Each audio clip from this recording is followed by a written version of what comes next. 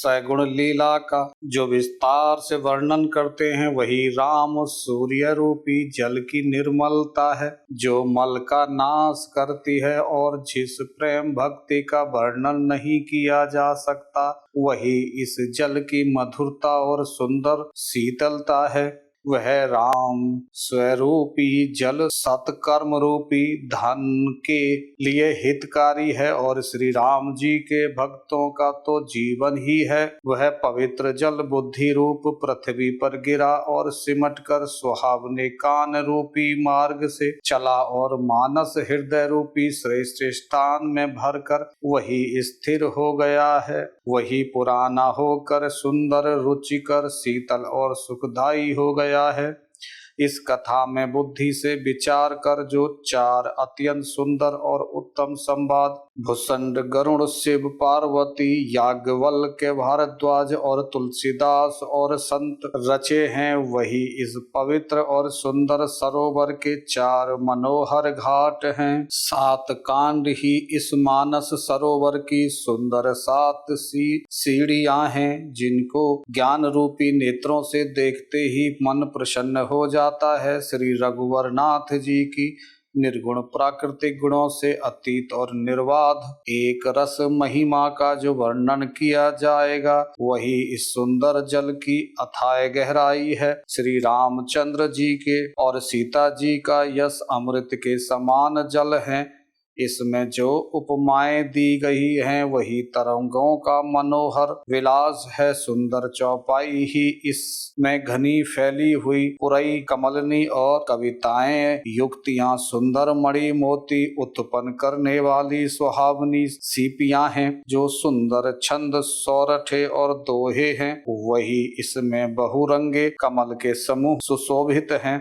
अनुपम अर्थ और भाव और सुंदर भाषा ही पराग पुष्परज मकरंद पुष्परज और सुगंध हैं। सत्कर्मों पुण्यों के पुंज भौरों की सुंदर पंक्तियां हैं। ज्ञान वैराग्य और विचार हंस हैं। कविता की ध्वनि बकरोती गुण और जाति ही अनेक प्रकार की मनोहर मछलियां हैं। धर्म अर्थ धर्म काम मोक्ष ये चार ज्ञान विज्ञान का विचार के कहना काव्य के नौरस जप तप योग और वैराग्य के प्रसंग ये सब इस सरोवर के सुंदर जलचर जीव हैं। सुकृति पुण्य आत्मा जान के साधुओं के और श्री राम के गुणों का गान ही विचित्र जल पक्षियों के समान है। संतों की भाषा संतों की सभा ही इस सरोवर के चारों ओर की अमराई आम की बगीचियां हैं और श्रद्धा बसंत ऋतु के समान कही गई हैं। नाना प्रकार से भक्ति का निरूपण और क्षमा दया तथा दम इंद्रिय निग्रह लताओं के मंडप हैं। मन का निग्रह यम अहिंसा सत्य असत्य ब्रह्मचर्य और अपरग्रह नियम शौच संतोष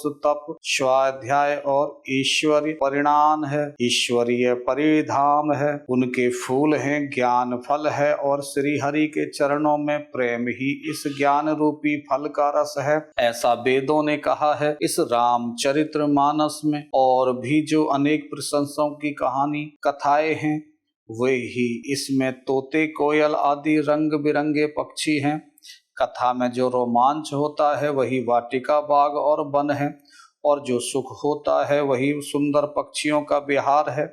निर्मल मन ही माली है जो प्रेम रूपी जल में सुंदर नेत्रों द्वारा उनको सींचता है। जो लोग इस चरित्र को सावधानी से गाते हैं वे ही इस तालाब के चतुर रखवाले हैं और जो स्त्री पुरुष सदा आदर पूर्वक इसे सुनते हैं वही इस सुंदर मानस के अधिकारी उत्तम देवता हैं।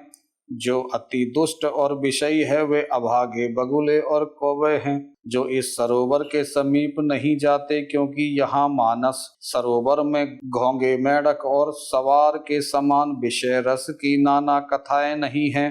इसी कारण बेचारे कौवे और बगुले रूपी विषय लोग यहाँ आते हुए हृदय में हार मान जाते हैं क्योंकि इस सरोवर तक आने में कठिनाइयां बहुत हैं। श्री राम जी की कृपा बिना यहाँ नहीं आया जाता। घोर कुसंग ही भयानक बुरा रास्ता है उन कुसंगियों के बचन की बाघ, सिंह की सांप है, घर के कामकाज और गृहस्थियों के भांति भांति के जंजाल ही अत्यंत दुर्गम बड़े बड़े पहाड़ हैं। मोह मद और मान ही बहुत से बीधड़ वन हैं और नाना प्रकार के कुतर्क ही भयानक नदियां हैं। जिनके पास श्रद्धा रूपी राह खर्च नहीं है और संतों का साथ नहीं है और जिनको श्री रघुनाथ जी प्रिय नहीं है, उनके लिए यह मानस अत्यंत ही अगम है। अर्थात श्रद्धा, सत्संग और भगवत प्रेम के बिना कोई इसको नहीं पा सकता। यदि कोई मनुष्य कष्ट उठाकर वहां तक पहुंच भी जाए तो वहां जाते ही उसे नींद रूपी जड़ी आ जाती है। हृदय में मूर्खता रूपी बड़ा कड़ा जड़ा लगता है, जिससे वहां जाकर भी वह अभागा स्नान नहीं कर पाता। उससे इस सरोवर में स्नान और उसका जलपान तो किया नहीं जाता, वह अभिमान सहित लौट आता है। फिर यदि कोई उसमें वहां का हाल पूछने आता है तो वह अपने अभागी बात न कहकर सरोवर की निंदा करके उसे समझाता है। ये सारे विघ्न उसको नहीं व्यापते, बाधा नहीं देते। जिसे श्री रामचंद्र जी के सुंदर कृपा की दृष्टि में देखते हैं, वही आदरपूर्व इस सरोवर में स्नान करते हैं और महान भयानक त्रेताप से, आध्यात्मिक, अधिदेविक, अधिभौतिक तापों से नहीं जलता। जिनके मन में श्री रामचंद्र जी के चरणों में सुंदर प्रेम है, वे इस सरोवर को कहीं नहीं छोड़ते। हे भाई, जो इस सरोवर में स्नान करना चाहे वह मन लगाकर सत्संग करे। ऐसे मानस सरोवर को हृदय के नेत्रों से देखकर और उसमें गोता लगाकर कवि की बुद्धि निर्मल हो गई। हृदय में आनंद और उत्साह भर गया और प्रेम तथा आनंद का प्रवाह उमड़ आया। उससे वह सुंदर कविता रूपी नदी बह निकली, जिससे श्री राम जी का निर्मल यश रूपी जल भरा है। इस कविता रूपणी नदी का नाम सरयू है, जो संपूर्ण सुंदर मंगलों की जड़ है। लोकमत और वेदमत इसके दो सुंदर किनारे हैं। यह सुंदर मानस सरोवर कन्या सरयू नदी बड़ी पवित्र है और कलयुग के छोटे छोटे पाप रूपी तिनकों और वृक्षों को जड़ से उखाड़ फेंकने वाली है। तीनों प्रकार के श्रोताओं का समाज ही इस नदी के दोनों किनारों पर बड़े हुए बसे हुए पूर्व गांव और नगर हैं और संतों की सभा ही सब सुंदर मंगलों की जड़ अनुपम अयोध्या जी हैं। सुंदर कीर्ति रूपी सुहावनी सरयू जी राम भक्ति रूपी गंगा जी में जा मिली। छोटा भाई लक्ष्मण सहित श्री राम जी के युद्ध का पवित्र यश रूपी सुहावना महानंद सोन उसमें आ मिला। दोनों के बीच में भक्ति रूपी गंगा जी की धारा ज्ञान और वैराग्य के सहित शोभित हो रही है। ऐसी तीनों तपों को डराने वाली यह तिमोहानी नदी राम स्वरूप रूपी समुद्र की ओर जा रही है।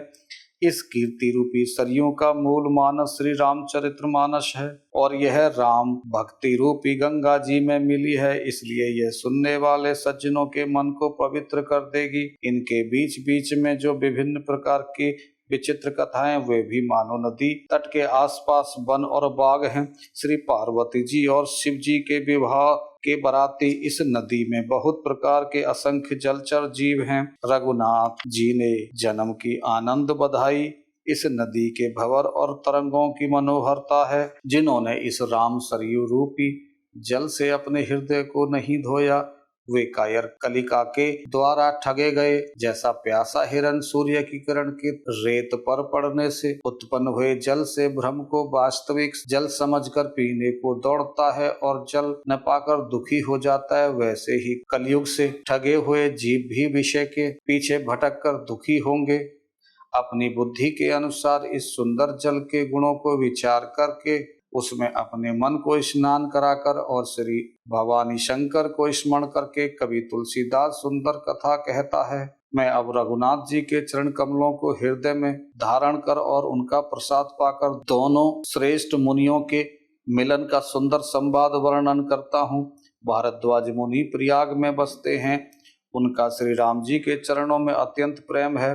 वे तपस्वी, निग्रहित, जितेंद्रिय, दया के निधान और परमार्थ के मार्ग बड़े ही चतुर हैं। माघ में जब सूर्य मकर राशि पर जाते हैं तब सब लोग तीर्थराज प्रयाग जाते हैं। देवता, दैत्य, किन्नर और मनुष्य के समूह सब आदर पूर्वक त्रिवेणी में स्नान करते हैं। श्री वेणी माधव जी के चरण कमलों को पूजते हैं और अक्षय वाटिका स्पर्श कर उनके शरीर पुलकित हो जाते हैं। भारद्वाज जी का आश्रम बहुत ही पवित्र, परम रमणीय और श्रेष्ठ मुनियों के मन को भाने वाला है।